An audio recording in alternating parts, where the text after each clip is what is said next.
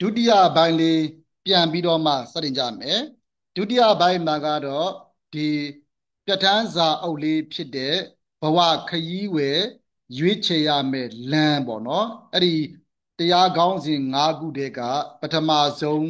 ခေါင်းစဉ်လေးကိုစတင်ပြီးတော့မှလေ့လာကြရအောင်လေ့လာတဲ့နေရာမှာ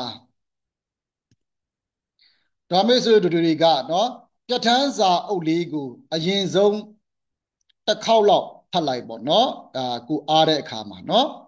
အဲ့လိုလေးလုပ်ပြီးတဲ့အခါမှာကိုကစတင်ပြီးတော့မှဒီတရားကိုလေ့လာတဲ့အခါမှာအပိုင်းလေးတွေခွဲလိုက်နော်အပိုင်းလေးတွေခွဲပြီးတော့မှလေ့လာလိုက်တယ်ဆိုရင်တရားတစ်ပုဒ်တစ်ပုဒ်ကိုလေ့လာရတာသိပ်မခက်တော့ဘူးနော်တရားလေးတွေဟောပါတော့ကန္ဓာလေးတွေခွဲလိုက်ပေါ့နော်ကန္ဓာလေးတွေခွဲပြီးတော့မှလေ့လာတယ်ဆိုရင်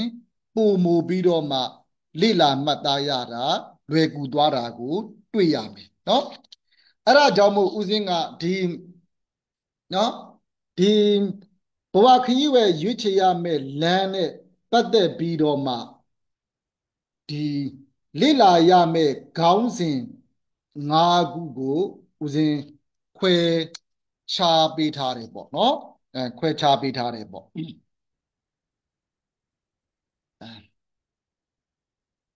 ခဏလေးပါဦးစင်းဒီဟွာလေးပေါ့နော်ဟွာလေး screen share လေးပြန်ပြီးတော့မှပြောင်းလိုက်ပါဦးမယ်နော်ခဏလေးပါ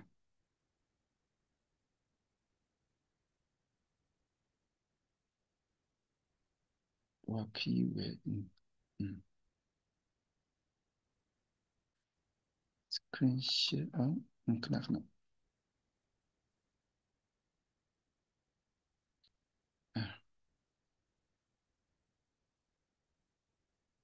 ဘဝခရီးဝယ်ရွေးချယ်ရမယ်လမ်းနော်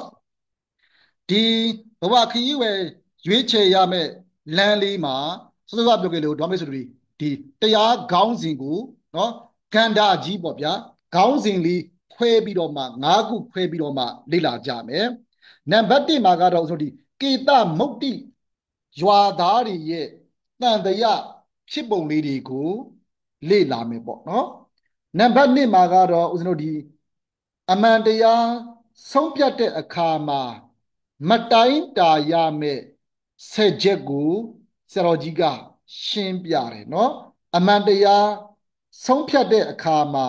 မတိုင်းတာရမယ်နော်အချက်ဆက်ချက်ကိုဆရာတော်ကြီးကဒီတရားမှာရှင်းပြတယ်နောက်နံပါတ်3အချက်မှာကတော့ဆရာတော်ကြီးကဒီကိုယ်ပိုင်အသိဉာဏ်နဲ့ဆင်ခြင်ပုံလေးတွေကိုအကျယ်တဝင့်ရှင်းပြတယ်နော်ကိုယ့်ရဲ့ကိုယ်ပိုင်အသိဉာဏ်လေးတဲ့ပေါ့ဗျာကိုယ့်ရဲ့ကိုယ်ပိုင်အသိဉာဏ်လေးနဲ့ဆင်ခြင်သုံးသပ်ရမယ်နော်သုံးသပ်ပုံလေးတွေကိုဆရာကြီးကရှင်းပြတယ်နော်နောက်နံပါတ်4မှာကတော့ဦးဇင်းတို့ဒီဘဝမှာနေနီးတွေကအကောင်းဆုံးနေနီး၄မျိုးကိုဆရာကြီးကထပ်ပြီးတော့မှရှင်းပြတယ်ပေါ့နော်ဘယ်လိုနေရမယ်ဆိုတာကိုရှင်းပြတယ်အဲ့ဒါတွေကတော့ဦးဇင်းတို့ရှေ့မှာတွေ့ပါလိမ့်မယ်ပေါ့ဗျာနော်နောက်နံပါတ်5ကကျတော့တေကြတဲ့လမ်းလေးကိုရွေးချယ်ခိုင်းတယ်ပေါ့နော်တေကြတဲ့လမ်းလေးတွေကိုရွေးချယ်ခိုင်းနေအဲ့လိုအချက်5ချက်နဲ့နော်ခေါင်းစဉ်လေးတွေခွဲပြီးတော့မှဒီစာဖတ်တာပဲဖြစ်ဖြစ်တရားနာတာပဲဖြစ်ဖြစ်အဲ့လိုလေးခွဲပြီးတော့မှဖတ်လိုက်တယ်ဆိုရင်ပို့ပြီးတော့မှလွယ်ကူသွားတယ်လို့ဒါဦးဇင်းကတော့ယုံကြည်တယ်ပေါ့နော်ဦးဇင်းတို့လည်းပဲအဲ့လိုလေးလာကြတဲ့တခြားပုဂ္ဂိုလ်လည်းပဲဒီလိုပုံစံလေးတွေနဲ့ဦးဇင်းလေးလာတဲ့ပုံစံကိုသဘောကျတဲ့ပုဂ္ဂိုလ်တွေကတော့သူတို့အဆင်ပြေတယ်ပေါ့ဗျာဒါလေးကကျွန်တော်လေးပြောကြည့်တာပေါ့နော်ဟုတ်ပြီအဲ့လိုလေးခွဲထားပေါ့နော်ခွဲထားပြီးတဲ့နောက်ဒါလေးတော့ဟောပါလောလောဆယ်တော့ဦးဇင်းတို့မလုပ်သေးပါဘူးဒါပေမဲ့ဦးဇင်းဒါလေးတွေပဲခွဲပုံစံလေးတော့နောက်ပိုင်းမှာဂရုထဲမှာဦးဇင်းတင်ပေးပါမယ်နော်ဒါတော့ခုလောလောဆယ်တော့ဒီဒေါမေဆိုတွေကစာဖတ်မှာဆိုတော့အောက်ကြီးမလို့သေးပါဘူးနော်စာဖတ်ပြီးတဲ့အခါမှာအဲ့တရားတွေကိုကိုလေ့လာတဲ့အခါမှာဖတ်တဲ့ဒီ အရာကျင့်တဲ့တွေကိုကျင့်တဲ့အခါမှာကျရင်ဆိုတော့ဒီ၅ခုတွေခွဲပြီးတော့မှလေ့လာရင်ဆိုရင်ပို့ပြီးတော့မှလွယ်ကူဉာဏ်ဆန်မယ်ပေါ့ဗျာနော်ကဲဟုတ်ပြီအဲ့ဒါဆိုတော့ဒေါ်မေစုတွေဦးဇင်းတို့ဒီပြဋ္ဌာန်းစာအုပ်လေးတွေကိုဖတ်ကြမယ်ပြဋ္ဌာန်းစာအုပ်ဖတ်တဲ့နေရာမှာဦးဇင်းကတော့ဒီလိုအပ်တဲ့စာကြောင်းလေးတွေမှာ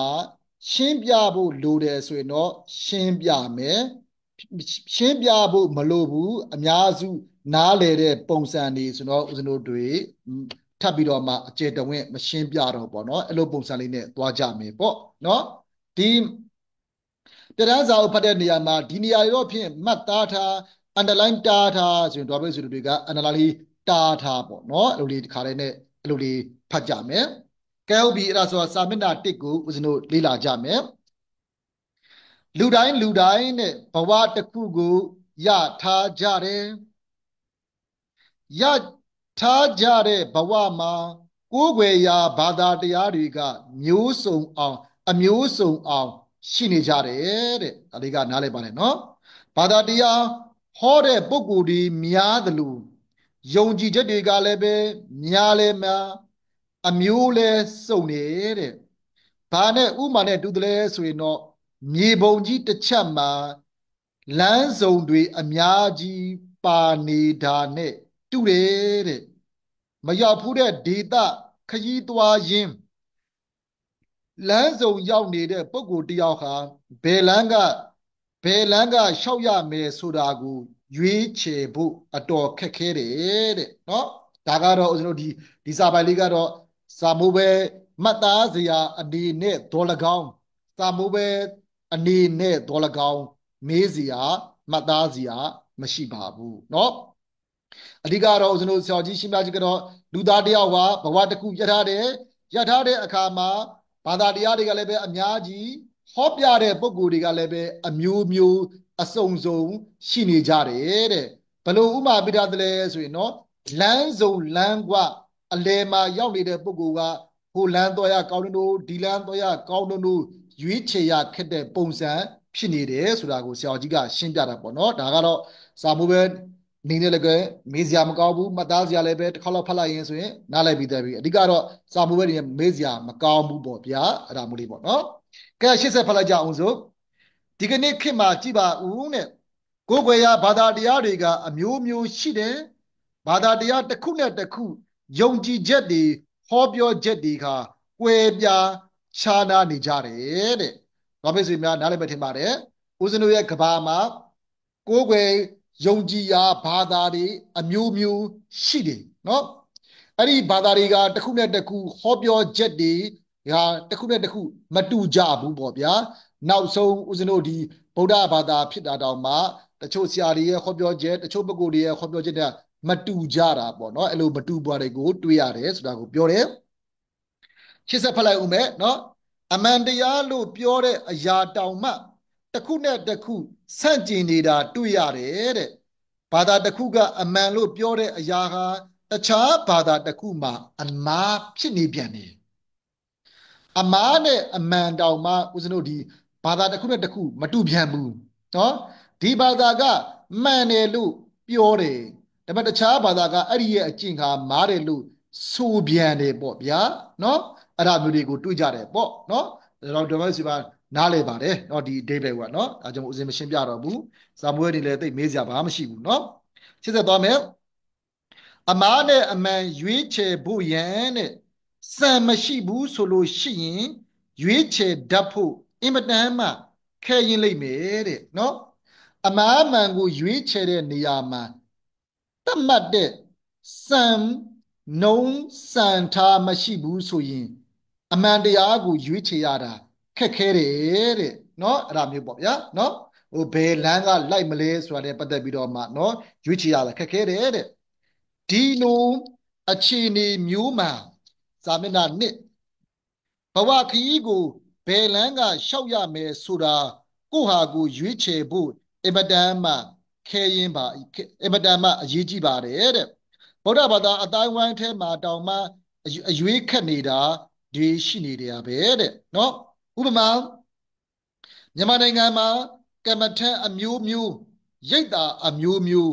ရှိနေတယ်တဲ့ဒါတော်မျိုးစီပါနားလဲနော်ဦးဇင်းတို့မိုးကုတ်နော်မဟာစီနော်စသည်ဖြင့်နော်အဲ့လိုရိတ်သားတွေအမျိုးမျိုးရှိတယ်ကမ္မထမ်းတွေအမျိုးမျိုးရှိတယ်ရှိနေတဲ့အထဲမှာတချို့ရိတ်သားကရှုရမယ်လို့ဟောတဲ့အရာကိုတချို့ရိတ်သားကမရှုရဘူးလို့ဟောတာရှိတယ်နော်ဗုဒ္ဓဘာသာမှာတော့မှအဲ့လိုသမထဝိပဿနာမှာတော့မှအဲ့လိုဒီကွဲကြသေးတယ်လေနော်တချို့ရိတ်သားကကျတော့ဒါကိုရှုရမယ်ဒီလိုပုံစံနဲ့ရှုရမယ်ပြောပေမဲ့တခြားရိတ်သားမှာကကျတော့အဲ့လိုမရှုရဘူးအဲ့လိုရှုရင်နီးမလမ်းမနော်အဲ့ဒါမျိုးတစ်ခုနဲ့တစ်ခုအယူဆမတူကြတာတွေကိုရှိတတ်ကြတယ်ပေါ့ဗျာအဲ့လိုယူဆတစ်ခုနဲ့တစ်ခုမတူကြဘူးပေါ့ဗျာအဲ့ဒါမျိုးကိုပြောလို့ရင်ဖြစ်တယ်နော်ရှင်းစဖတ်လိုက်မယ်တဖန်မရှုရဘူးလို့ဟောတဲ့အရာကိုရှုရမယ်လို့ဟောထားတာတွေလည်းပဲရှိတယ်တဲ့အဲ့ဒီလိုမတူညီတဲ့ဟောပြချက်တွေကိုစာပေကျမ်းဂန်မကျွမ်းကျင်တဲ့ပုဂ္ဂိုလ်တယောက်အနေနဲ့ဘယ်ဟာကအမှန်ဘယ်ဟာကအမှားဆိုတာကိုခွဲခြားသိဖို့အမတန်ခက်ခဲလိမ့်မယ်တဲ့နော်တချို့ရိတ်သားတွေကကြောဒီလိုရှုရမယ်တချို့ရိတ်သားကြောအဲ့လိုမရှုရဘူးနော်အဲ့လိုလုပ်တဲ့အခါမှာကိုကနော်မြတ်စွာဘုရားရဲ့မူရင်းနော်မြတ်စွာဘုရားဟောထားတဲ့နီလန်တရားဓမ္မတွေကိုမသိဘူးဆိုရင်ဓမ္မဆိုတွေကဘယ်ဟာကအမှန်ဘယ်ဟာကအမှားသိနိုင်ပါမလားနော်မသိနိုင်ဘူးလေအာဒီပုဂ္ဂိုလ်ကဒီလိုဟောတယ်အာကိုပုဂ္ဂိုလ်အပြင်ကိုလိုဟောတယ်အဲ့ဒါဆိုရင်ကိုကဘယ်ဟာကိုယုံရမှာလဲနော်အဲ့လိုတွေတွေးဝေးတာပေါ့နော်ကို့မှာကဒီမြတ်စွာဘုရားဟောတဲ့ပရိယတ္တိအည်ချင်းပေါ့နော်ဆိုလိုရင်းကမြတ်စွာဘုရားတရားလေးကိုဖတ်တဲ့လောက်လေးသိထားတယ်ဆိုရင်ဩဒါတော့ဖြင့်ဘယ်ပုဂ္ဂိုလ်ရဲ့ရှုပုံကတော့ဖြင့်မားနေတယ်ဘယ်ပုဂ္ဂိုလ်ရဲ့ရှုပုံကတော့ဖြင့်မှန်နေတယ်ဆိုတာကိုသိပြီးတော့မှကိုကျင့်တဲ့အခါမှာကြာရင်ဆိုရင်အမားကိုပယ်ပြီးတော့မှအမှန်ကိုကျင့်နိုင်တာပေါ့နော်ဆိုလိုရင်းကတော့အဲ့လိုရွေးချယ်တတ်ဖို့အတွက်စံနှုံးလိုတယ်နော်အဲ့ဒါပေါ့အဲ့လိုစံနှုံးလိုတာကိုပြောလို့ရင်ဖြစ်တယ်ဒီမှာလည်းပဲဦးဇင်းတို့ဟိုမေးစရာတွေအယံမရှိသေးပါဘူးဒီအဓိပ္ပာယ်တွေကတစ်ခါလောက်လေးဖတ်လိုက်ရင်ဆိုရင်နားလည်ပြီးသားအဓိပ္ပာယ်တွေကဲ80ဖတ်လိုက်ဦးမယ်အဲ့လိုအမားအမှန်ရွေးချယ်ဖို့ခက်နေတဲ့ပုံကိုယ်တွေအတွေ့တဲ့နော်အမားနဲ့အမှန်ရွေးချယ်ဖို့ခက်နေတဲ့ပုံကိုယ်တွေအတွေ့မြတ်စွာဘုရားကရှောက်လန်းစရာလမ်းကြောင်းတစ်ခုကိုရွေးချယ်ပေးခဲ့တယ်မြတ်စွာဘုရားကနီလန်းပေးခဲ့တယ်ပေါ့အဲ့လိုတွေကြုံတွေ့ရတဲ့အခါမှာဒီနီလန်းတဲ့ထိုးချိန်ကြပေါ့ဗျာဒီနီလန်းအနဲ့ဒီနီလန်းပေတံနဲ့တိုင်းတာကြပေါ့ဒါမျိုးမြတ်စွာဘုရားကပြောခဲ့တယ်တဲ့ဘဝခရီးရှိသက်ပါမယ်ဘဝခရီးသွားတဲ့အခါဖျားပေးတဲ့လမ်းကရှောက်ရမှာဖြစ်တယ်အမှန်တရားနဲ့ပတ်သက်ပြီးဒါလေးကိုတော့ပြည့်စုံများအလိုက်တားလိုက်ဒါလေးကိုတက်လိုက်အမှန်တရားနဲ့ပတ်သက်ပြီးတွေးဝေစရာတွေ့လာလို့ရှိရင်မှန်ကန်တဲ့လမ်းကိုဘယ်လိုရွေးချယ်ရမယ်ဆိုတာကိုမြတ်စွာဘုရားကကေတမုတ်တိတုတ်မှာဟောထားတယ်အဲ့ဒီတုတ်ကိုကာလာမတုတ်လို့လည်းခေါ်တယ်အဲ့ဒီထိအောင်ဘာမျိုးဆိုမြအန္တလာလေးတားခဲ့တခုလေးမှတ်လိုက်မယ်တုတ်တန်နာမည်လေးဒေါ်မျိုးစီမြမှတ်လိုက်မယ်ဘာတုတ်တန်လဲဆိုရင်ကေတမုတ်တိတုတ်နော်ကေတမုတ်တိတုတ်လို့လည်းခေါ်တယ်အဲ့ဒီတုတ်ကိုလည်းပဲဘလို့ထပ်ပြီးတော့မှခေါ်လို့ရသည်လဲဆိုရင်ကာလာမတုတ်လို့လည်းပဲခေါ်ကြတယ်နော်ဒီတုတ်တန်ကဒွားမေးဆွေတို့တွေနာမည်လေးနှစ်ခုရှိတယ်လို့မှတ်ပေါ့ဗျာနာမည်လေးနှမျိုးပေးလို့ရတယ်လို့မှတ်တစ်မျိုးကကျတော့ကေတမုတ်တိတုတ်နောက်တစ်မျိုးကကျတော့ကာလာမတုတ်ဘာကြောင့်မို့ကာလာမလို့တုတ်လို့ခေါ်တယ်ဘာကြောင့်ကေတမုတ်တိတုတ်လို့ခေါ်တယ်ဆိုတော့နောက်ပိုင်းလေးမှာဦးဇင်းနည်းနည်းလေးရှင်းပြမယ်เนาะအခုတော့ထားခဲ့အောင်เนาะအဲ့လေးမှတ်မယ်ဘာကြောင့်မို့လဲဆိုရင်ဦးဇင်းတို့ဒီနောက်ပိုင်းမှာတစ်ခါတလေကြရင်ဆိုရင်ဆရာတော်ကြီးကဒီတုတ်တန်လေးတွေရဲ့နာမည်လေးတွေကိုစာမွေးမှာမေးတတ်ကြတယ်ပေါ့နော်ဒီကိုလိလာနေတဲ့တုတ်ကဘာတုတ်လဲဆိုတာကိုအမတ်တမဲ့လေးတွေမေးတတ်ကြတယ်အဲ့လိုဒီခါကြရင်ဆိုရင်ဖြေတတ်အောင်လို့ဟုတ်ပြီအပေါ်မှာဦးစင်းတော်တော်ကပြောခဲ့တယ်နော် ကေတမုတ်တိတုတ်ရဲ့အပေါ်လေးမှာဦးဇင်းပြောခဲ့တယ်အဲ့ဒါလေးကနော်ကေတမုတ်တိတုတ်ကိုဟောရခြင်းရဲ့အကြောင်းလေးပဲအဲ့ဒီမှာဘယ်လိုပြောလဲဆိုရင်အမှန်တရားနဲ့ပတ်သက်ပြီးတွေ့ဝေစရာရှိတွေ့ဝေစရာတွေတွေ့လာလို့ရှိရင်မှန်ကန်တဲ့လမ်းကိုရွေးချယ်တတ်ဖို့ရန်အတွက်မြတ်စွာဘုရားသည်ဘာကိုဟောခဲ့တယ်ဆိုရင်ကေတမုတ်တိတုတ်ကိုဟောခဲ့တယ်အကြောင်းပြချက်လေးပေါ့နော်မြတ်စွာဘုရားသည်ကေတမုတ်တိတုတ်ကိုဟောခဲ့တယ်ဘာလို့ဟောကြတာလဲအကြောင်းပြချက်ရှိတယ်အကြောင်းပြချက်လေးကအဲ့ဒါပဲဘာလို့ဆိုရင်ဦးဇင်းတို့တွေကတော်ပိတ်ဆွေတို့တွေနော်ဒီတခါတည်းကြရင်ဆိုရင်တွေ့ဝေကြတယ်လေနော်ဒါကဖြင့်အမားလားဒါကဖြင့်အမှန်လားနော်မသိဘူးပေါ့ဗျာနော်မဆုံးဖြတ်နိုင်ဘူးပေါ့နော်အဲ့လိုတွေ့ဝေတဲ့အခါမှာမှန်ကန်ဆုံးဖြတ်နိုင်ရန်ဆိုတဲ့ရည်ရွယ်ချက်လေးနဲ့မြတ်စွာဘုရားကဒီကေတမုတ်တိတုတ်ရဲ့ကာလာမတုတ်ရဲ့ကိုဟောခဲ့တယ်ဒါဒီတုတ်ကိုဟောရခြင်းရဲ့အကြောင်းနော်အဲ့ဒါဆိုတော့ဒီစာလေးကိုကင်ပြီးတော့မှဒေါ်မေဆွေများမေခွန်းဆင်ရင်ဆိုရင်ဘယ်လိုဆင်လို့ရမလဲဦးစင်းရဲ့ဒီကွန်ပျူတာစကရင်ကို share ကိုကြည့်လိုက်ပေါ့ဗျာနော်အဲ့ဒါပတ်သက်ပြီးတော့မှဦးစင်းကမေခွန်းလေးတစ်ခုဆင်ပေးထားတယ်ပေါ့နော်ဘယ်လိုလေးမေးစရာရှိတယ်လဲဆိုရင်အမှန်တရားနဲ့ပတ်သက်ပြီးတွေ့ဝေစရာတွေ့လာလျင်မှန်ကန်သောလမ်းကိုရွေးချယ်နိုင်စေရန်မြတ်စွာဘုရားဟောကြားထားသောတုတ်ရဲ့အမည်ကိုအကြောင်းနှင့်တကွဖော်ပြပါနော်တုတ်တန်လေးလည်းဖော်ပြခဲ့တယ်အဲ့တုတ်တန်ကိုဟောရခြင်းရဲ့အကြောင်းလေးဖော်ပြတတ်တယ်ပေါ့နော်ဟိုမေကုန်းကတော့ဒေါ်မေဆွေများနော်ဆရာကြီးဒီဟာလေးကိုမေးရင်လည်းပဲဆရာကြီးမေးတဲ့မေးခွန်းနဲ့ဦးစင်းဆင်တဲ့မေးခွန်းတော့တူခြင်းမှတူမယ်ပေါ့ဗျာနော်ဒါပေမဲ့ဒီလိုပုံစံပဲမေးမယ်ဆိုတဲ့သဘောမျိုးလေးကိုဦးဇင်းတို့ကပြောလို့ရင်ဖြစ်တယ်အဲ screen share ပျောက်သွားတယ်နော်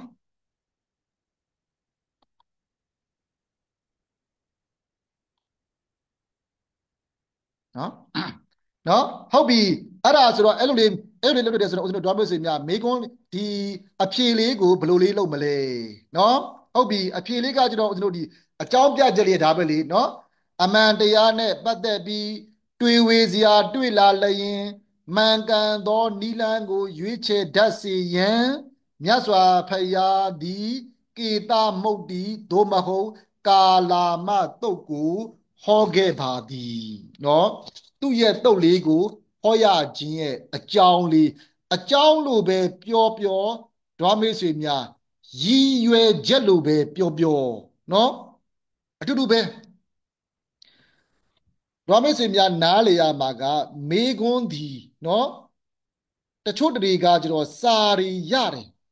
မေခွန်းရဲ့သဘောတဘာဝကိုနားမလေတတ်ကြတာတွေတွေ့ရတယ်ပေါ့နော်တွေ့ရတယ်ထားပါတော့ဥပမာဆိုတော့ကိုကကျတော့ဒီဟာကိုပါဆိုရင်ကာလာမတုတ်ဟောရခြင်းရဲ့ရည်ရွယ်ချက်ကိုနော်ကိုရည်ရွယ်ချက်လို့ကိုကမှတ်ထားတယ်ပေါ့ဗျာနော်ကာလာမတုတ်ကိုဟောရခြင်းရဲ့ရည်ရွယ်ချက်လို့ကိုကမှတ်ထားတယ်ဒါပေမဲ့မေခွန်းမှာကအဲ့လိုရည်ရွယ်ချက်လို့မမေးဘဲနဲ့ကာလာမတုတ်ဟောရခြင်းရဲ့အကြောင်းကိုဖြည့်ဆို့ပါဆိုရင်တချို့ကကျတော့ဟာ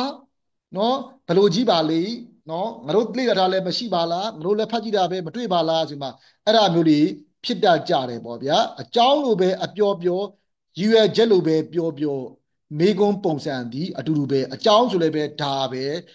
ရည်ရွယ်ချက်ဆိုလည်းပဲဒါပဲเนาะဟုတ်ပြီအဲ့ဒါဆိုတော့ဦးဇင်းတို့ဒါလေးကိုပြီးလိုက်ကြမယ်ပေါ့ဗျာเนาะဦးစင်းကတော့ဒီဦးစင်းသင်ကြားမဲ့ပုံစံလေးကတော့ပြဋ္ဌာန်းစာအုပ်လေးတွေကိုဖတ်မယ်လေ့ဒီဒီရှင်းပြမယ်အဲ့ရှင်းပြပြီးတဲ့နေရာမှာစာမိုးပဲနေတဲ့မေကွန်းဒီလိုနေရာမလေးမှာဒီလိုပုံစံလေးတွေမေးလို့ရတယ်ဆိုတဲ့မေကွန်းပုံစံလေးတွေကိုဦးဇင်းတို့ကရှင်းပြသွားပါတော့အဲ့လိုပုံစံနဲ့เนาะရှင်းပြမယ်ပေါ့เนาะကဲဟုတ်ပြီဦးဇင်းတို့ရှေ့ဆက်နည်းနည်းဖတ်လိုက်ဦးမယ်เนาะဒီကနေ့တဲ့ကာလာမတုတ်ကိုခြုံငုံထုတ်နှုတ်ပြီးတော့မှเนาะတခုလေးမှတ်ခဲ့ဦးပေါ့ဗျာဦးဇင်းတို့ဒီတုတ်တန်က တုတ်တန်အမည်နှမျိုးရတယ်နော်ဦးဇင်းတို့ကေတမုတ်တိတုတ်လည်းပဲခေါ်တယ်ကာလာမတုတ်လည်းခေါ်တယ်ဒါအဲ့ဒီနာမည်နှစ်ခုထဲမှာကဦးဇင်းတို့ဒီကာလာမတုတ်ဆိုတဲ့နာမည်ကပို့ပြီးတော့မှနာမည်ကြီးတယ်ပေါ့ဗျာပို့ပြီးတော့မှခေါ်ဝေါ်ကြတယ်ပေါ့ကေတမုတ်တိတုတ်ကလူသိနေတယ်ပေါ့နော်အဲ့လိုမှတ်ထားပေါ့နော်ကဲ80ဖတ်လိုက်မယ်ဒီကနေ့တဲ့ကာလာမတုတ်ကိုခြုံငုံထုတ်နှုတ်ပြီးတော့မှကာလာမတုတ်မှာမြတ်စွာဘုရားဟောကြားခဲ့တဲ့ရွေးချယ်ရမယ့်လမ်းဆိုတာဘာလဲဆိုတာကိုရှင်းလင်းဟောကြားမှာဖြစ်တယ်တဲ့ဘဝခီနံပါတ်စာမျက်နှာ3ဘဝခီကိုရှောက်လန်းကြတဲ့အခါမှာရဲဝံ့ပြတ်သားစွာကိုလန်းကိုရွေးချယ်နိုင်ဖို့ပါတဲ့မြတ်စွာဘုရားကလည်းပဲထိုကဲ့သို့ရွေးချယ်နိုင်ဖို့ရန်အတွက်နီလန်းညွန်ပြဟောပြထားတာဖြစ်တယ်ဒါဦးဇင်းတို့ထူးထွေဒိဗ္ဗေတွေရှင်းပြစရာမလိုဘူး80ဖတ်လိုက်မယ်ကာလာမတုတ်ဟောရဒေတာတဲ့ဒီတုတ်ကိုဟောတဲ့နေရာကတဲ့ဒါလေးတော့မရှိများ analyze target နော်တုတ်ရဟောတဲ့နေရာလေးပေါ့နော်ယခုအိန္ဒိယနိုင်ငံကကောသလတိုင်းထဲမှာအပါဝင်ဖြစ်တဲ့ရွာနီကုန်းကြီးတရွာပဲတဲ့နော်ယနေ့ခေတ်အနေနဲ့ပြောမယ်ဆိုတော့ဦးဇင်းတို့ဒီအိန္ဒိယနိုင်ငံပေါ့ဗျာဟိုးမြတ်စွာဘုရားလက်ထက်ကကျတော့အိန္ဒိယလို့မဟုတ်သေးဘူးနဲ့အဲ့ဒီမှာသူ့တော့အဲတုန်းကဦးဇင်းတို့ဒီတိုင်းနေနဲ့ပေါ့ဗျာဦးဇင်းတို့ဒီနော်တိုင်းနေပေါ့ဗျာနော်အဲ့ဒီမှာဘယ်တိုင်းလဲဆိုရင်ကောသလတိုင်းနော်ကောသလတိုင်းတွေကရွာဏိဂုံးရွာကြီးဖြစ်တယ်ဆိုတာဏိဂုံးရွာကြီးဆိုတာတော့မျိုးစင်နားလေအောင်ပြောရမယ်ဆိုတော့ရွာကြီးပေါ့ဗျာဒီနေ့ခေတ်ဆိုတော့အင်ဂျီ900 1000ရှိတဲ့စံပြရွာကြီးလိုဟာမျိုးတွေပေါ့နော်ခက်ကြီးကြီးပေါ့ဗျာနော်အဲ့ဒီရွာကြီးကိုနာမည်ကကေတမုတ်တိရွာလို့ခေါ်တယ်ဒါလေးကိုမှတ်ခဲ့တော့မျိုးစင်နော်ကေတမုတ်တိရွာနော်ဟိုမေကွန်းလေးတွေကမထင်မှတ်တာလေးတွေဟိုမေးရတယ်လေဥပမာဆိုကြပါတော့ဗျာနော်ကဲဒီကေကာလာမတုတ်ကိုဘယ်ရွာမှာဟောခဲ့တာလဲနော်အဲ့ဒါဆိုရင်ကိုကမှတ်မထားဘူးဆိုရင်ကိုကမဖြေတတ်ဘူးလေမှတ်ထားတယ်ဆိုတော့ဟာကေတမုတ်တိရွာပေါ့နော်ဟဲ့အဲ့ဒီကာလာမတုတ်ကိုဟောတဲ့ရွာကဘယ်တိုင်းထဲမှာပါတယ်လဲဆိုရင်ကောသလတိုင်းပေါ့ဒါမို့လေးတွေပေါ့နော်မှတ်ထားရင်ဆိုရင်လွယ်လွယ်လေးနဲ့အမှတ်ရမှာမမှတ်ထားဘူးဆိုရင်เนาะဟိုကမဖြည့်တတ်ဘူးပေါ့เนาะအဲ့ဒါမလို့ဖြစ်တဲ့ကြောင့်မို့တချို့အချက်လက်တွေကိုเนาะဓမ္မဆွေများမှတ်ထားခဲ့ရမယ်ကဲ80ဖတ်မယ်ကေတမုတ်တိရွာကြီးက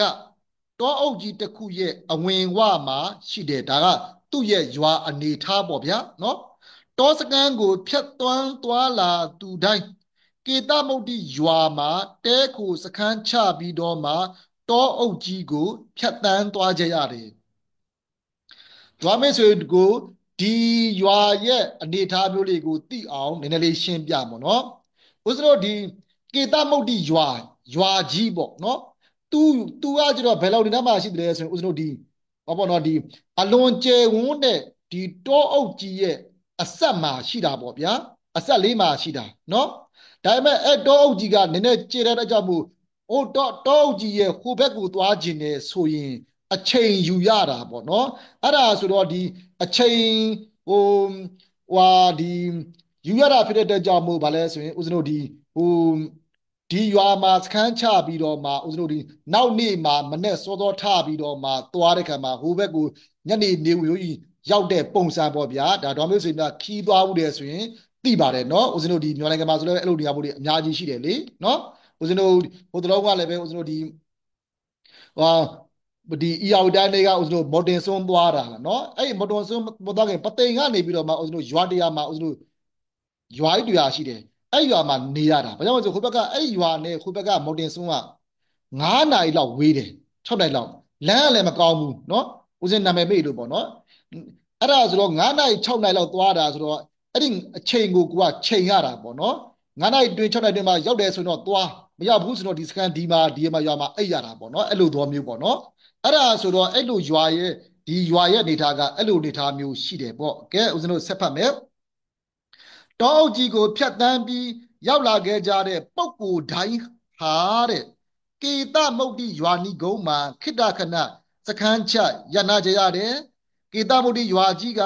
ခရီးသွားတွေစခန်းချရာတဲခိုရာဌာနကြီးတစ်ခုဖြစ်တယ်တဲ့ခရီးသွားတွေမဖြစ်မနေတဲကြခိုကြနားကြတဲ့ရွာကြီးပေါ့ဗျာနော်ကေတမုတ်တိရွာစခန်းမှာစီးပွားရေးနော်စီးပွားရေးခရီးသွားများသာမကဘာသာရေးခရီးသွားတွေကလည်းပဲရောက်လာတတ်ကြတယ်တဲ့လူမျိုးစုံပေါ့ဗျာနော်စီးပွားရေးနော်ဘာသာရေးဆရာတွေကိုနိုင်ငံရေးဆရာတွေကိုအကုန်အစုံပေါ့နော်ပြောတဲ့အခါမှာအဲ့ဒီပုဂ္ဂိုလ်တွေရောက်လာကြတဲ့အခါမှာတဲ့ကေတမုတ်တိရွာမှာဘာသာတရားဟောပြောပွဲတွေလုပ်ကြတယ်ဘာသာရေးဆရာတွေကရောက်လာတာသူလည်းပဲစခန်းတဲချကြတာကြောင့်ဘာသာရေးဆရာလည်းပဲသူ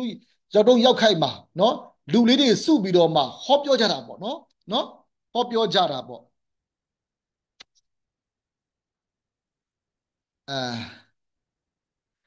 ဒွါမေ့စေများဦးစင်ခဏလေးပါနော်အခါလေးဦးစင်ဟွာလေးကိုဗီဒီယိုခေါ်လေးကိုဦးစင်ခဏပြလိုက်ပေါ့နော်ဦးစင်ဘက်ကမီးမလာတော့ကွန်ပျူတာကအားကုန်တော့ပေါ့နော်ဦးစင်အဲ့ဒါလေးဟွာလေးအားလေးတက်လိုက်မလို့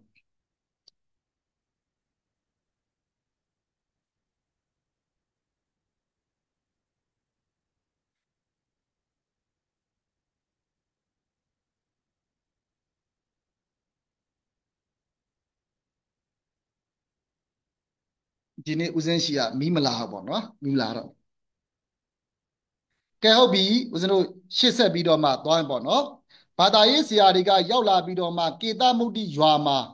တရားပွဲတွေဟောပြောပြီးလောက်ကြတာပေါ့ဗျာဒီလိုလေးနားလည်ထားပေါ့နော်ကဲရှေ့ဆက်ဖတ်လိုက်မယ်ဘာသာတရားဟောတဲ့ပုဂ္ဂိုလ်တိုင်းဟာဒါလေးကိုတော့မသိများအလန်တားခဲ့ဒီဟာဒီအောက်ကဟာလေးကပြီးခဲ့တဲ့နောက်ဆုံးအဖြတ်မှာမေးသွားတဲ့မေကွန်းလေးပေါ့ဗျာဦးဇင်းမေကွန်းလေးလည်းဖတ်ပြပါမယ်နော်အဲ့ဒီဒါလေးကိုအလန်တာခဲ့တော်မရှိများဘာသာတရားဟောတဲ့ပုဂ္ဂိုလ်တိုင်းဟာသူ့အယူဝါဒကိုရှေ့တန်းတင်သူ့အယူဝါဒကိုရှေ့တန်းတင်အကောင်းပြောပြီးတခြားပုဂ္ဂိုလ်တွေရဲ့အယူဝါဒကိုပုတ်ခတ်လေးရှိတယ်တဲ့တော်မရှိများဒီဒီလေးခွဲလိုက်နှစ်ချက်လို့ခွဲလိုက်ဘာသာရေးဆရာတွေကနံပါတ်1သူ့ရဲ့အယူဝါဒကိုဗာလဲဆိုရင်အကောင်ပြောတယ်နော်ဟုတ်တယ်မဟုတ်လားနော်သူ့ငါအယူဆမှန်တယ်ငါအယူဆမှန်တယ်ဘလို့ပေါ့ဗျာအဲ့လိုသူ့ယူဆကိုအကောင်ပြောတယ်နောက်နံပါတ်2သူများအယူဆကိုပုတ်ခတ်တယ်ပေါ့ဟာအဲ့ဒီဘာသာကအဲ့ယူဆမကောင်းဘူးဘလို့အပြစ်ရှိတယ်ဘလို့အကျိုးမရှိဘူးဘာညာပေါ့နော်ရှုံချတယ်ပေါ့ဒီလိုလေးမှတ်လိုက်ဒီလိုလေးခွက်မှတ်လိုက်ဆိုရင်တော့မျိုးစီမယ်နော်စာချက်စရာမလိုနားရသွားပြီနော်အဲကိုယ့်ရဲ့အယူပါဒကိုအကောင်ပြောသူများကိုရှုံချအဲ့ဒါမျိုးကိုပြောလေးရှိကြတယ်တဲ့အောက်ကဟာလည်းပဲတူတူပါပဲเนาะသူ့ဝါဒကကောင်းကြောင်းမှန်ကန်ကြောင်းတခြားဝါဒတွေကမကောင်းကြောင်းမမှန်ကြောင်းဟောပြောလေးရှိတယ်တဲ့เนาะအတူတူပါပဲเนาะမိမိဝါဒကိုအကောင်ပြောပြီးတခြားဝါဒတွေကိုပြစ်တင်ပြီးတော့မှရှုံချပြောကြလေးရှိကြတယ်တဲ့เนาะအဲ့ဒါလေးနဲ့ပတ်သက်ပြီးတော့မှပြီးခဲ့တဲ့နောက်ဆုံးမေကွန်းမှာမေကွန်းလေးမေးသွားတယ်အဲ့ဒါလေးကိုဦးစင်ဖတ်ပြတယ်နော်နားလည်အောင်ပါဗျာနော်ဆိုတော့ပြောရင်တော့ဦးစင်ပြတဲ့နှစ်ချက်လေးမှတ်လိုက်ဘာသာရေးဆရာတွေကအများစုပေါ့ဗျာပြောကြတာကကိုယ်ဘာသာကောင်းချောင်းကိုယ်ယူပါဒကောင်းချောင်းမှန်ချောင်းပေါ့ဗျာနော်သူများအယူပါဒမကောင်းချောင်းမားတယ်အပြစ်ရှိတယ်ဆိုပြီးပဲနော်အဲ့ဒါမျိုးနှစ်ချက်ကိုပြောတယ်နော်ဟုတ်ပြီဆရာကြီးကမနစ်ကတော့ဘယ်လိုလေးမေးအဲ့လေးကိုဘယ်လိုလေးမေးကိုဆင်တယ်လဲဆိုရင်ကေတမုတ်တိရွာနိဂုံတို့ရောက်လာကြသော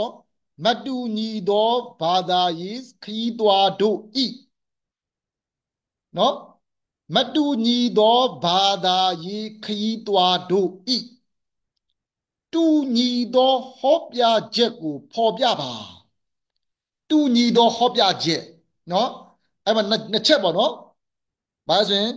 ဒီမတူညီသောဘာသာရေးခရီးသွားတွေပေါ့ဗျာကွဲပြားတဲ့ဘာသာရေးခရီးသွားတွေကတူညီတဲ့ဟောပြချက်ဒါလေးကိုကြိုက်ပြီးတော့မှမေးတာ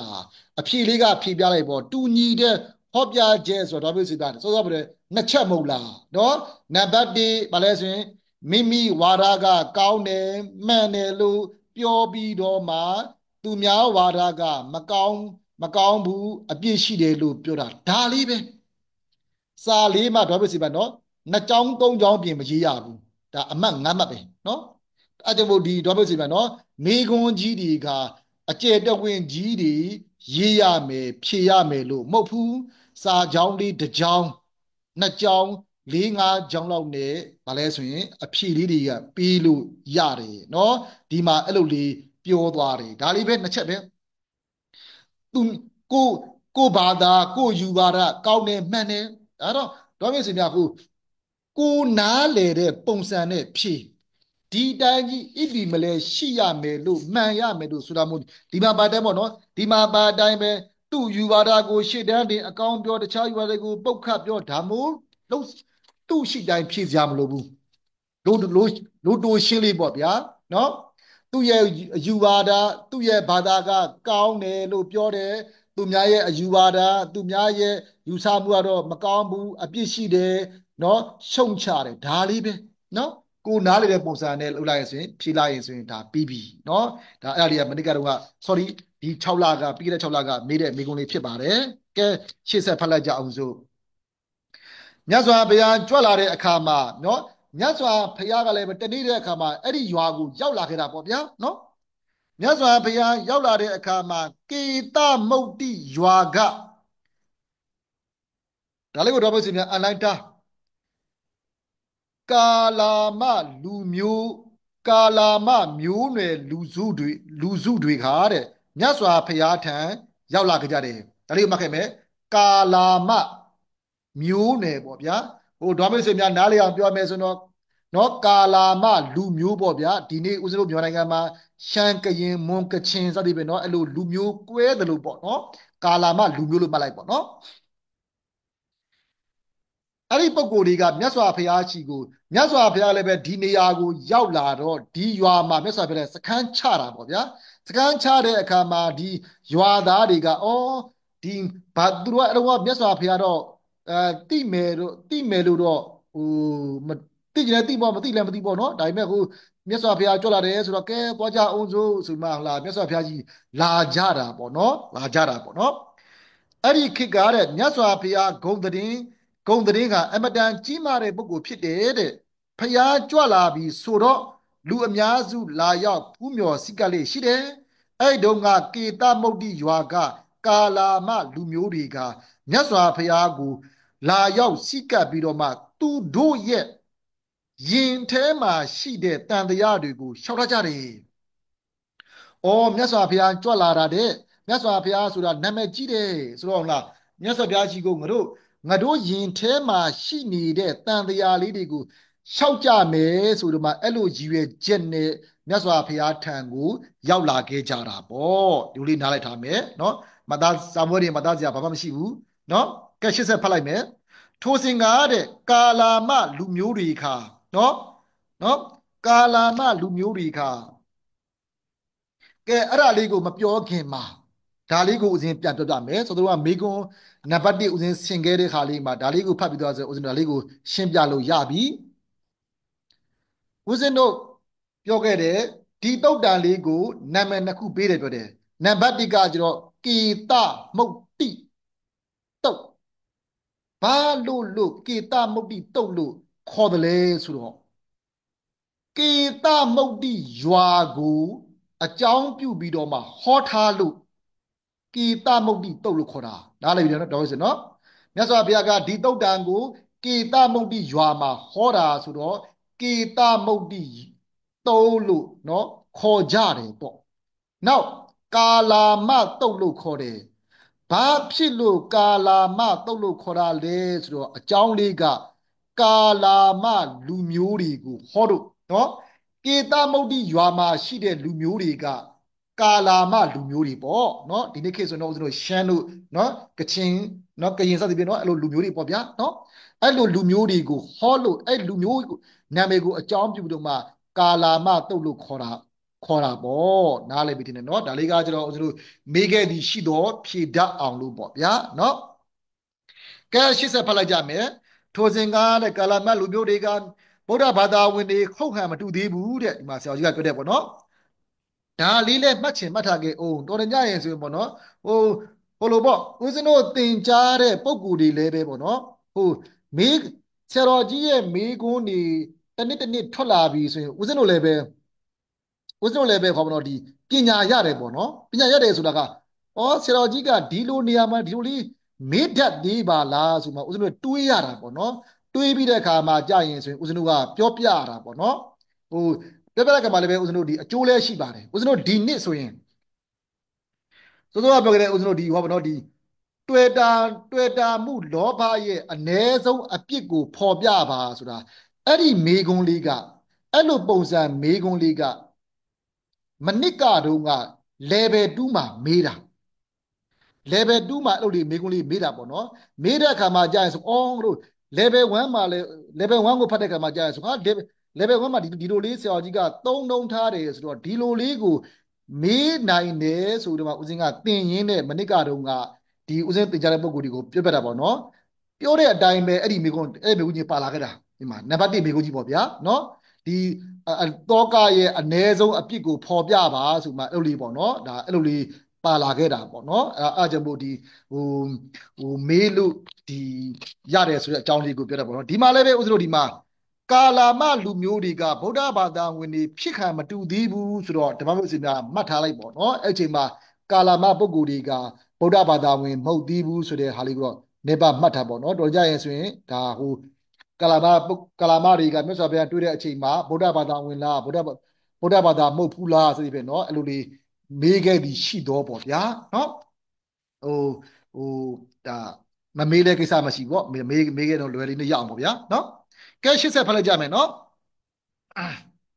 သို့တော်တဲ့နာမည်ကျော်ကြားတဲ့ဘာသာရေးခေါင်းဆောင်တဦးလာတယ်ဆိုတော့မြတ်စွာဘုရားထံကိုရောက်လာကြပြီးတော့မှတွေ့ကြတဲ့သဘောပဲတဲ့အဲ့လိုတွေ့တဲ့အချိန်မှာကာလာမလူမျိုးတွေကမြတ်စွာဘုရားကိုရှောက်ကြတယ်မြတ်စွာဘုရားကိုရှောက်တယ်ပေါ့အကယ်လို့အကိုဆက်လေးလာမယ်သူတို့ရဲ့ရှောက်ထားချက်ကမြတ်စွာဘုရားအရှင်ဘုရားဘာသာရေးဂိုင်းအတီးတီးကဘာသာရေးဆရာတွေဟာတဲ့နော်ဒေါ်မေဆိုမှဒါလေးလည်းပဲအနန္တားကျင်တာခဲ့ပေါ့ဗျာနော်ကာလာမလူမျိုးတွေရဲ့လျှောက်ထားချက်လေးပေါ့နော်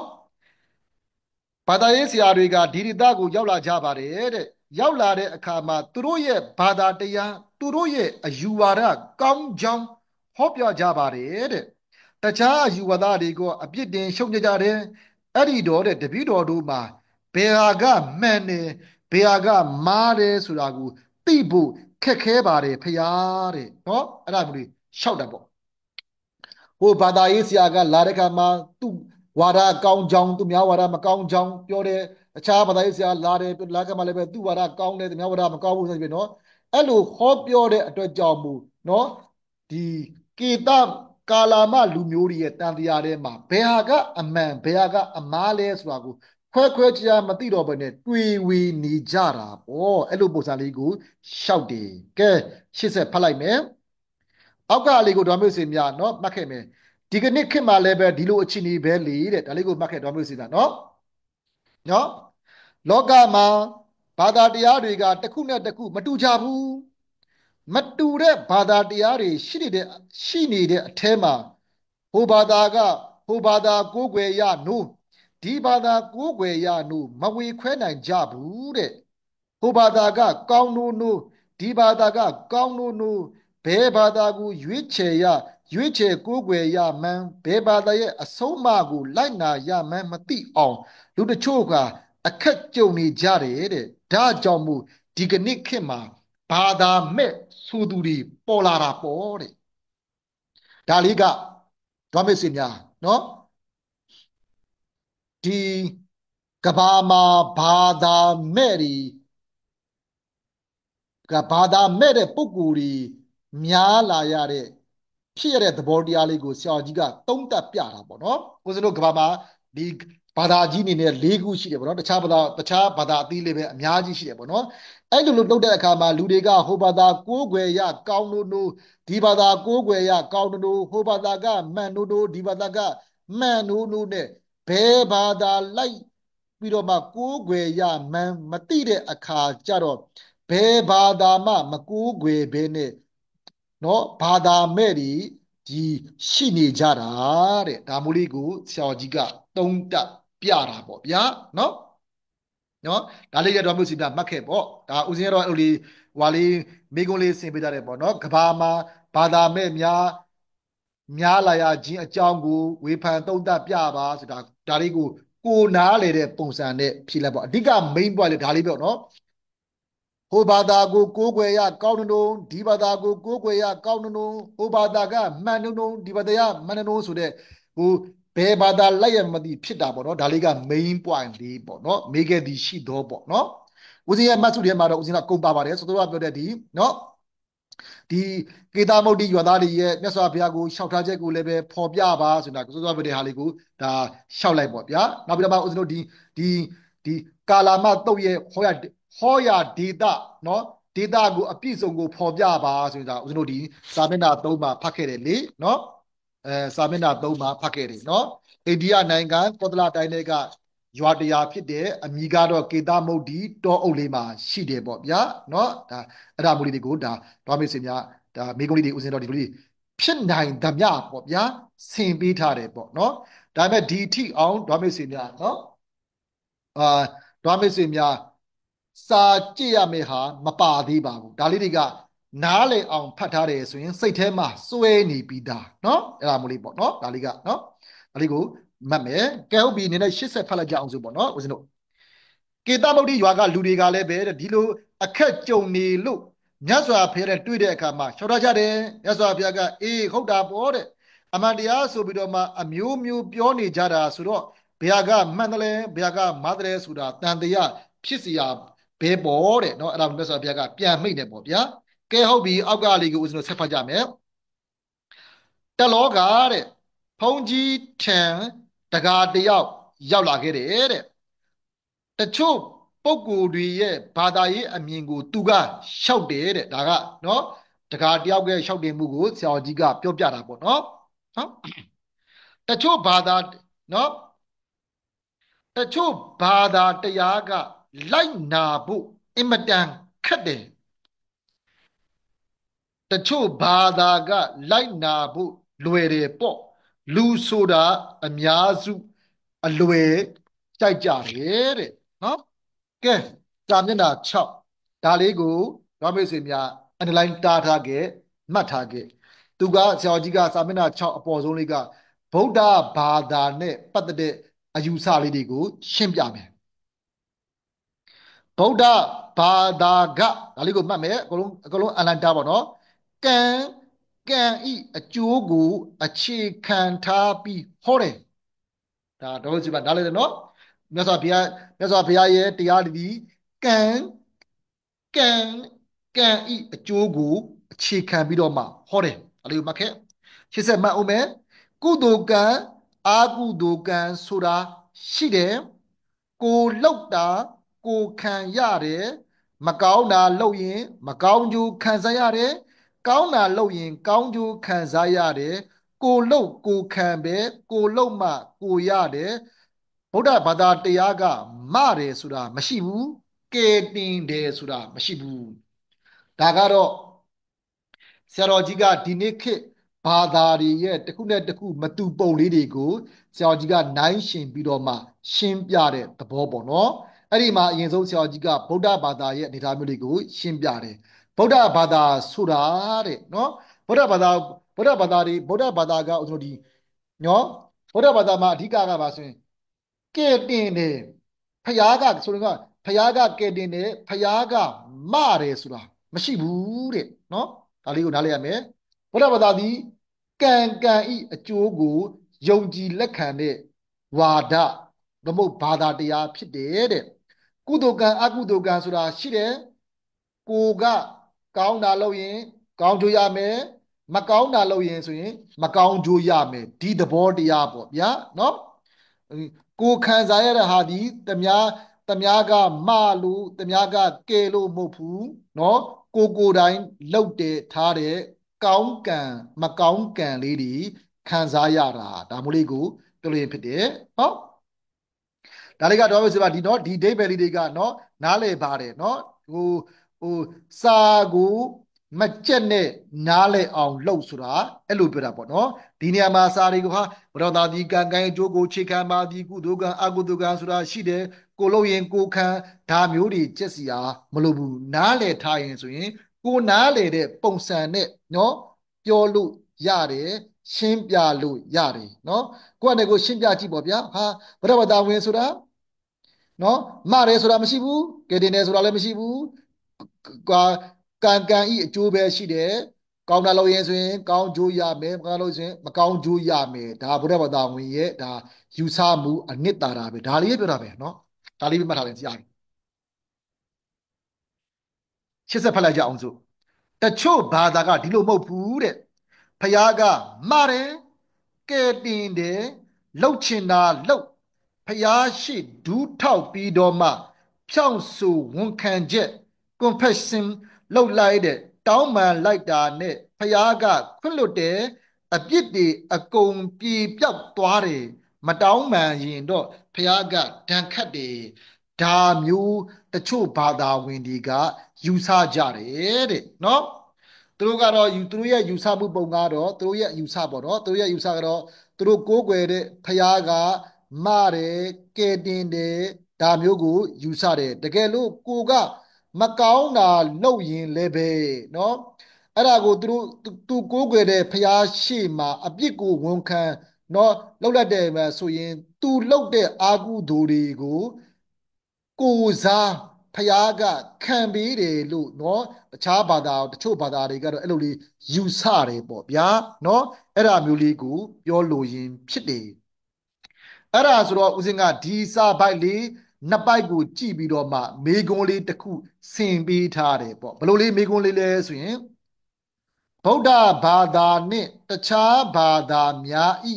မတူကွဲပြားခြားနားချက်များကိုဖော်ပြပါเนาะအဲ့ဒါဆိုတော့ဗုဒ္ဓဘာသာဝင်ကကျတော့ကံကံအကျိုးကိုအခြေခံတယ်ကောင်းတယ်လို့ရင်ကောင်းကျိုးရကောင်းလို့ရင်မကောင်းကျိုးရမယ်မတယ်ဆိုတာမရှိကဲတင်တယ်ဆိုတာမရှိเนาะ